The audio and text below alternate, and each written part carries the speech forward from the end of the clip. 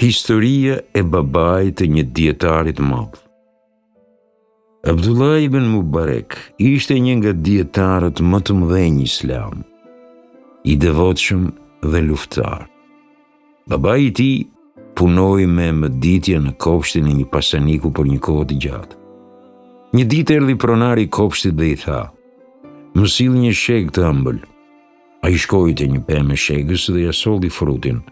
Pronari e hapi, e provoi dhe vrejti se ishte e thartë. "Ti ke ngrënë të ëmbëlën, ndërsa mua më sjell një sheg të thartë. Ktheu dhe më sill një sheg të ëmbël," i tha pronari. I njëjti rast ndodhi përsëri, kështu që Mubareku kthye për herë të tretë. Kur ja solli shegën e thartë për herë të tretë, pronari e pyeti: "A nuk di të bësh dallimin midis shegës së ëmbël dhe asaj të thartë?" Ai tha: "Jo." Pronari i habitur e pyeti: "Si mund ndodh kjo?" Mubareku përgjigj: "Sepse unë kur nuk kam provuar asnjë sheg për të ditur cila është e ëmbël e cila e thartë." Pronari i çuditur e pyeti: "Pse nuk e ke provuar?" Ai u përgjigj: "Sepse ajo është pronë e juaj dhe ju nuk ma keni lejuar."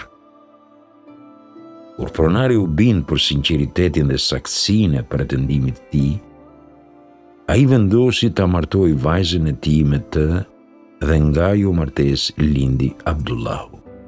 Në disa shkrime biografike përmendet se pronari i kopshtit e pyeti Mubarekun: "Me kë mendon se duhet të martoj vajzën time?"